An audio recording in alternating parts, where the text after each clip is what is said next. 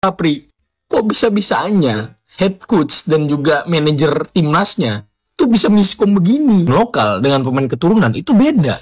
Waktu kejadian Arkan Kakak diserang, seolah-olah Coach Sapri pasang badan.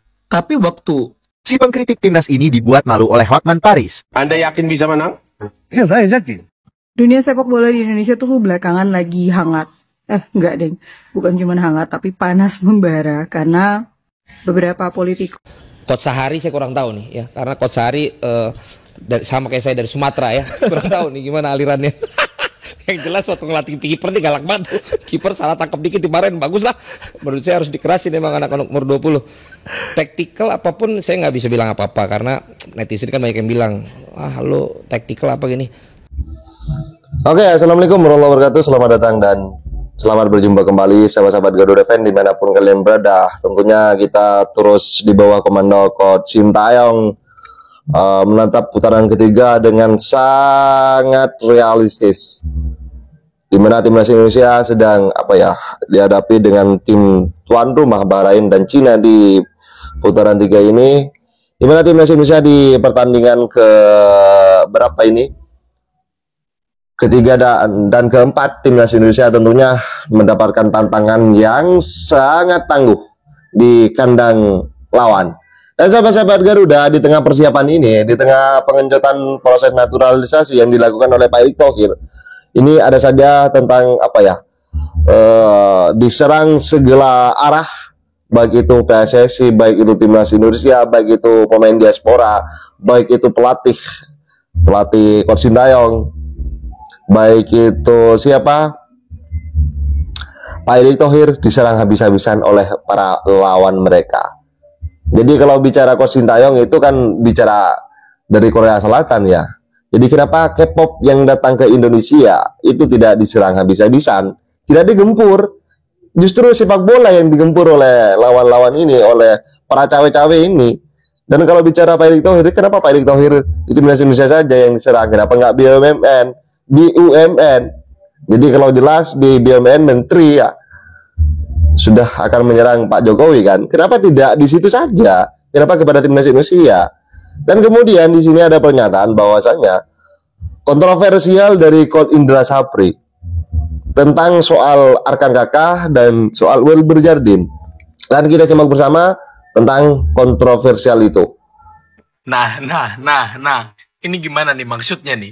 Kemarin Coach Sapri itu memberikan statement kalau misalnya Welber tidak datang, bukan karena nggak dikasih izin sama klubnya, melainkan emang dari Welbernya sendiri yang nggak datang. Tapi hal itu tuh ditepis ya sama manajernya timnas U20 sendiri, Pak Zaki Iskandar. Kalau dia bilang klubnya yang nggak ngasih izin, bukan karena Welbernya nggak mau datang. Bentar. Nih gue bingung nih, yang bener yang mana nih? Tolonglah, nih asumsi gue jadi liar kemana-mana nih Pak Sapri. Kok bisa-bisanya head coach dan juga manajer timnasnya tuh bisa miskom begini? Banyak yang bilang sama gue, kalau misalnya si Welber itu awalnya diizinin, tapi klubnya tarik lagi karena membutuhkan, karena ternyata klubnya tuh lolos ke babak selanjutnya gitu. Gimana ya? Kalau misalnya gue boleh jujur, ini semua murni miskomunikasi. Cuma cara menyampaikan di medianya ini loh. Perkara statement dari Pak Sapri, Welber terlanjur dihujat dan diserang sama netizen. Kayak pada kagak tahu aja netizen Indonesia ya. Pertanyaan gue, apa perasaan gue doang yang ngerasa kalau perlakuannya Coach Sapri ke pemain lokal dengan pemain keturunan itu beda? Waktu kejadian Arkan Kakak diserang, seolah-olah Coach Sapri pasang badan. Tapi waktu ditanya soal Welber nggak dibawa, seolah-olah, ini asumsi gue ya, bisa jadi salah ya, seolah-olah narasi yang dibawa sama Coach Sapri itu bilang kalau Welber lah yang emang nggak mau datang. Jujur ya, gue udah berkali-kali nih nggak mau seujon sama Pak Sapri. Apa benar Coach Sapri anti keturunan? Apa benar Bapak Sapri local pride? Gue iseng-iseng nih boy nyari jejak digital nih. Ternyata dulu sempat ada isu beginian juga ya waktu Sandy Walsh mau dinaturalisasi sama Indonesia. Ini berita yang gue dapet 2021. Gue jujur ya, gue yakin Pak Sapri orang baik. Tapi mungkin di belakang Pak Sapri ada orang-orang yang gak baik. Semoga permasalahan ini gak berkepanjangan dan tidak mempengaruhi proses dari timnas U20. Semoga pihak dari PSSI ataupun Pak Sapri segera mengklarifikasi ini, biar gak jadi bola liar gitu aja. Kayak kagak tahu aja lu pade netizen Indonesia gimana. Elkan aja diserang habis-habisan. Gak ada ruang boy buat indisipliner. Kalau ternyata gak indisipliner, kenapa harus diserang? Terima kasih boy, jangan lupa di follow untuk update timnas selanjutnya. Bye. Oke, sudah sangat jelas apa yang dikatakan ini tadi yang disampaikan oleh Irul barusan bahwasanya apa itu Koordinator Sapri tidak memasang badan tentang proses apa pemain naturalisasi pemain diaspora sosok Welber Jardine yang diserang habis-habisan oleh netizen Indonesia berbeda dengan Arkan Kakak yang diserang habis-habisan. Jadi sudah kalian nilai sendiri, silakan ditulis di kolom komentar. Dan juga bagaimana pendapat dari Bung Valen ini itu soal dari pemain U20. Jadi sosok Bung Valen sangat jelas dan sangat realistis tentang pemain-pemain diaspora kita. Mari kita simak bersama biar gak salah paham. Kemarin gue dapat kesempatan untuk sharing session lah bersama anak-anak U20 nih di Bali kan. Apa tuh? 3 hari gue sama mereka. Hari pertama gue dikasih kesempatan ngomong tentang komunikasi buat mereka sama personal branding. Terus ya hari kedua gue diajak untuk datang ke tempat latihan mereka. Hari ketiga kita dinner bareng sama-sama timnas U20. Mereka bukan cuma pemain yang potensial bagi gue, mereka juga dididik sama pelatih-pelatih ini pemain yang berakhlak.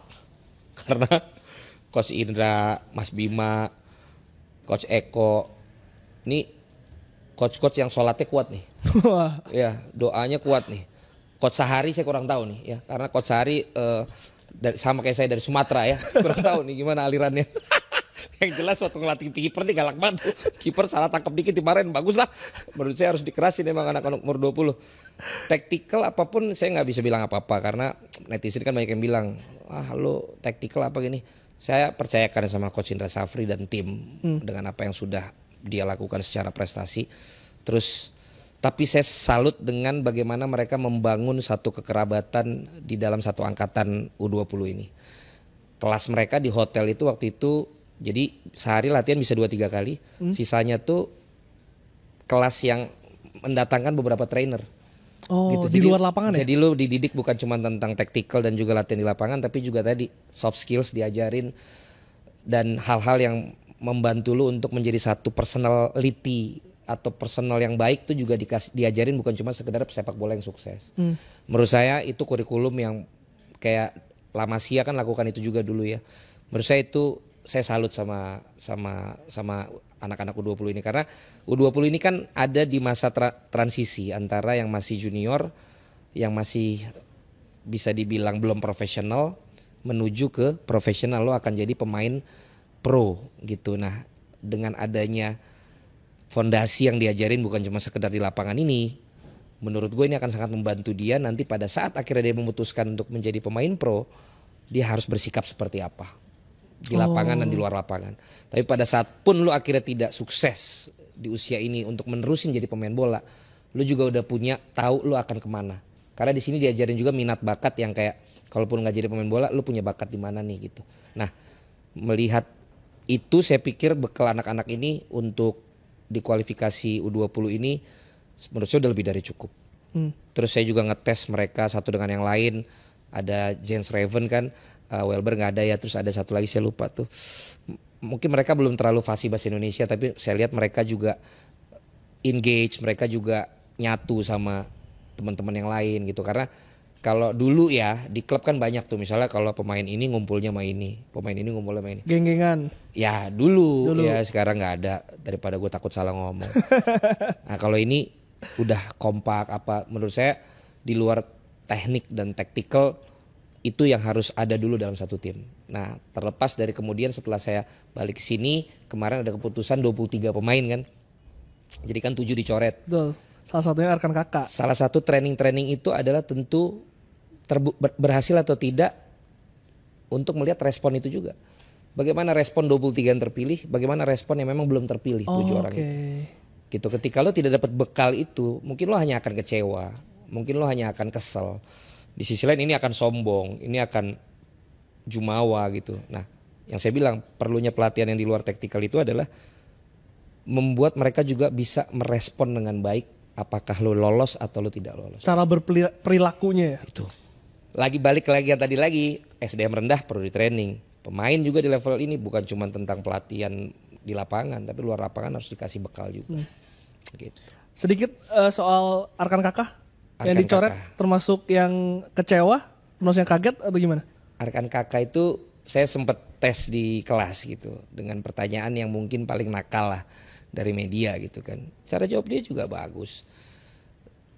Mungkin jawabannya akan sama dengan apa yang disampaikan, bahwa ketika dalam kebutuhan tim pelatih memang memilih si pemain A dan B bukan dia, mungkin bukan melulu semata-mata karena dia tidak lebih baik dari si A dan B, tapi mungkin lebih kepada strategi atau bagaimana lawan yang akan dihadapi yang membuat pelatih itu harus memilih si A dan B bukan si Kakak.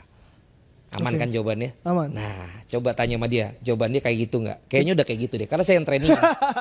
kita cek ya di media-media dia jawab boleh, boleh, tapi kan tidak perlu disampaikan. Ya. Tapi bagaimana dia bisa mulai dewasa, bahwa dia mengerti itu adalah pilihan pelatih, kebutuhan tim, dan dia punya kesempatan lagi ke depan. Betul, ini bukan akhir segalanya. Itu yang harus dibuktikan. Hoki cara. Oke, sudah sangat jelas ya. Bagaimana kata Bung Valen dari para pemain-pemain itu. Dan dalam penilaiannya, kalau soal kecerdasan sih mungkin Arkan Kakak bisa. Tetapi dalam skema taktik yang dijalankan di lapangan, kita sangat jelas ketika apa kemarin Arkan Kakak yang main, padahal Alexis Misidoro kalau nggak salah, siapa itu kawannya yang di sebelah kiri lowong, sementara Kakak yang dijaga ketat, malah Arkan Kakak yang menendang bola, tidak mengirim kepada rekannya itu, maka gagallah gol itu. Dan kita juga perlu digarisbawahi, semoga Pak Indra Sapri ini tidak terlalu lokal pride amat ya. Dan sahabat-sahabat Garuda, ini adalah sebuah memang perlu dicatat bagi kita sebagai para supporter timnas Indonesia. Ini adalah sesuatu yang perlu digarisbawahi tentang bagaimana kepemimpinan dari para pemain-pemain pelatih-pelatih lokal kita, baik dari Coach Indra Sapri dan juga Coach Nova Arianto. Dari dua nama ini kita perlu garis bawahi siapa yang memang betul-betul ingin membangkitkan sepak bola, atau di balik mereka ada sosok yang berpengaruh. Kalau di balik mereka dari dua pelatih lokal ini ada yang berpengaruh kepada politik, semoga PSSI di bawah komando Pak Erick Thohir mengambil keputusan dengan amat sangat tegas. Dan sahabat-sahabat Garuda, di sini kita lanjut saja tentang bagaimana KNVB Belanda yang sedang bekerja sama dengan Indonesia. Apa ini? Apa ini? Apakah ini PSSI? Ini bener gue nggak mimpi kan? Ini PSSI sekarang begini nih. Gue sebagai bocil 2010 yang menonton secara live di TV gue tuh masih kecil. Indonesia kalah 3-0 melawan Malaysia di Bukit Jalil, final leg pertama Piala AFF 2010. Gue jujur merasa masih mimpi nih. Ada berita kalau misalnya PSSI telah menandatangani kontrak kerjasama dengan KNVB atau Federasi Bolanya Belanda, boy. Dimana kurang lebih isi dari kontrak ini itu adalah pembinaan sepak bola secara menyeluruh, baik di kelompok umur, senior, cowok maupun cewek, timnas pria maupun timnas wanita. Gila. Ini bukan cuma sekedar friendly match, bot, tapi udah kerja sama federasi. Artinya apa? Artinya ke depannya sepak bola kita bakal semakin dilihat oleh dunia. Gue sih lihat wawancaranya Pak Erick Thohir, itu bilang kalau misalnya uji coba antara timnas senior dengan Belanda itu bakal dilakukan setelah kualifikasi ini selesai. Jadi mungkin mendekati Piala Dunia lah. Asli masih merasa ini tuh mimpi, boy. Tolong ngasih tau gue ini bukan mimpi kan. Jujur ya, Pak Erick Thohir, gue pribadi mewakili fans timnas seluruh Indonesia yang waras ya. Bung Toel nggak diajak. Itu kita takut loh kehilangan bapak di kursi ketum. Gue gak kebayang ya kalau misalnya PSSI udah nggak ditukangi oleh Pak Erick Thohir ataupun orang yang ada di jajarannya sekarang. Apakah kita akan kembali ke masa kegelapan? Gak mau, Pak, gak mau. Gak mau kita uji cobanya lawan Vanuatu lagi, gak mau, Pak. Gak mau kita menangnya 6-0 lawan Vanuatu, Pak. Saya nonton lagi, Pak, pertandingan itu, Pak. Aduh. Gak mau kita ngelawan Timor Leste kebobolan, Pak. Gak mau. Kita tunggu aja kelanjutannya, boy. Kita dukung terus Pak Erick Thohir dan juga PSSI sekarang. Semoga bola kita makin maju, boy. Terima kasih, sampai sini dulu. Jangan lupa di-follow untuk update timnas selanjutnya. Bye. Si pengkritik timnas ini dibuat malu oleh Hotman Paris. Anda yakin bisa menang? Ya, saya yakin.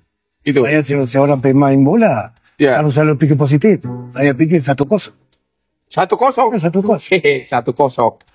Kalau 1-0, nanti gajinya Sintayong makin tinggi, Toel marah.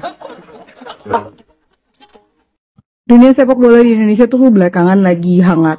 Enggak deng, bukan cuma hangat tapi panas membara karena beberapa politikus mulai ikut berkomentar, mulai mempertanyakan tentang timnas Indonesia saat ini, tentang naturalisasinya. Belum lagi kejadian di PON antara tim Aceh dan juga Sulteng, antara wasit dan pemain. Menurut gue sih kalau nggak viral ya nggak bakalan serame ini juga ya. Masa kejadiannya kalau nggak ada pemukulan pasti nggak bakalan serame ini juga. Tapi mudah-mudahan dari situ PSSI bisa segera berbenah. Jadi siapa-siapa aja yang terlibat bisa mendapatkan hukuman yang sepadan, baik dari wasitnya maupun pemainnya. Nah, namanya pertandingan olahraga tuh tujuannya kan biar ada fair play ya.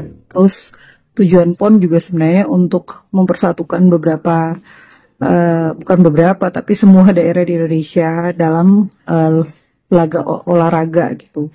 Ya itu aja sih 2 sen dari gue. That's my 2 cents for berita yang lagi hangat belakangan ini. Iya, maaf sebelumnya saya agak grogi dan saya lebih baik dimarahin Sintayong daripada saya datang ke acara seperti ini. Ya, alhamdulillah ini merupakan penghargaan pertama bagi saya di ajang seperti ini. Tentunya ini akan memotivasi saya untuk berkarir lebih baik lagi ke depannya, terutama untuk Indonesia dan untuk Persija tim saya. Ya, saya tahu Mas Hilgers juga pemain bagus. Ini bagus juga untuk timnas Indonesia dan bagus juga untuk saya untuk belajar lebih baik lagi untuk apa yang bisa saya ambil dari dia, bagus dari dia yang bisa saya ambil. Karena selama ini saya juga curi-curi dari pemain-pemain yang ada di Indonesia yang bagus, apa yang bisa saya ambil, seperti itu sih. Itu bukan suatu masalah bagi saya, tapi malah jadi motivasi bagi saya untuk lebih baik ke depannya. Ini kenapa lagi nih? Drama apa lagi nih? Ada yang ngirim screenshot ke gua. Bang, bahas ini bang. Seorang Yanto Basna itu speak up di sosial medianya boy. Doi bilang kalau misalnya perkara biaya seleksi pemain bikin Papua kehilangan banyak talenta. #miris. Awalnya gue nggak mau nanggepin ini boy karena gue nggak tahu masalahnya apa. Terus orang-orang komentarin dia malah jadi kemana-mana gitu. Tapi setelah gue cari tahu, ternyata seleksi di daerah pakai biaya. Ini seriusan nih. Dan jawaban pertanyaan gue tadi itu gue temuin di podcast Sport 77 boy. Yang paling baru ya, yang bintang tamunya Pak Arya Sinulinga. Di podcast ini, Doi bilang kalau PSSI itu akan memberikan dana kurang lebih sebesar 500 juta untuk Asprof. Nah, Asprof ini itu bakalan ngadain program-program yang sifatnya grassroots di tiap provinsi. Dan ini sifatnya planning ya, boy. Asli lu kalau pengen nonton, silakan nonton sendiri, boy. Di YouTube ya. Ini podcast daging banget nih, Pak Arya nih. Kita tahu betapa mirisnya sepak bola Indonesia ternyata sebelum era PSSI sekarang. Berarti sebelumnya Asprof itu kagak ada dananya gitu buat nyelenggarin seleksi atau bikin turnamen. Bukan Asprof udah lebih lama ya? Terus dana buat PSSI yang dulu-dulu larinya kemana? Duh, gue bingung dah. Kok kayak kelihatan PSSI itu baru lahir di zamannya Pak Erick Thohir gitu. Duh, gue mau berkonspirasi dan bercocok logi nih asli. Tapi kalau misalnya di video gini gue takutnya rame gitu. Nanti lah, di live aja ya guys, di live ya. Ingetin gue janji ingetin gue buat bahas beginian. Intinya terima kasih buat Yanto Basna sudah speak up masalah ini. Semoga dengan PSSI sekarang, itu perlahan demi perlahan, grassroots kita bakal dibenahin di tiap provinsi. Sampai sini dulu boy, jangan lupa di follow untuk update timnas selanjutnya. Dan persepak bolaan kita. Semoga bola kita lebih maju lagi. Bye. Oke, jadi ada peran penting yang memang dilakukan oleh Pak Erick Thohir. Kalau anak-anak muda kita, para pemain lokal kita, pemain-pemain yang ada, yang berkarir di sepak bola Indonesia, kalau pada suatu nanti itu mendapatkan permainan-permainan yang bagus, mentalnya sudah tangguh, maka kerjasama antara Pak Erick Thohir ini dengan beberapa federasi sepak bola di luar negeri, maka campur tangan itu yang membuat anak-anak kita, anak-anak lokal kita itu bermental bagaimana menjadi sepak bola yang benar-benar sepak bola, bukan mentalnya ciut ketika menghadapi lawan. Entah kalau sebaliknya, berarti mental itu memang kolot beneran dari para pemain lokal, walaupun tidak keseluruhan dari para pemain lokal yang memang akam si amat. Ada sosok Rizky Ridho yang memang mentalnya sangat luar biasa, yang memang betul-betul ingin bersaing dengan baik ada sosok Hernando Ari yang memang ingin betul-betul bersaing bersih untuk belajar kepada para pemain diaspora. Martin Paes, kemudian beberapa nama yang sudah terpanggil, Miss Hilger dengan mentalitinya yang luar biasa. Saya berharap Pak Erick Thohir ini hatinya tetap kuat dalam menahan serangan-serangan, gemburan-gemburan dari segala arah yang dilakukan oleh lawan-lawannya beliau. Jadi lawan Pak Erick Thohir ini adalah bukan lawan sepak bola, tetapi lawan politik. Tetapi lawan politik beliau itu tidak menyerang tentang BUMN, menyerang timnas Indonesia, PSSI, dan pemain diasporanya dengan diadu domba dengan pemain lokal kita dengan sebutan Akamsi matamu. Oke, sahabat-sahabat Garuda, dan bagaimana tanggapan kalian? Silahkan ditulis di kolom komentar, dan jangan lupa like dan subscribe channel ini agar kalian tidak ketinggalan informasi penting khususnya timnas Indonesia. Salam sepak bola keren, salam sepak bola bersih bersama saya. Salam olahraga.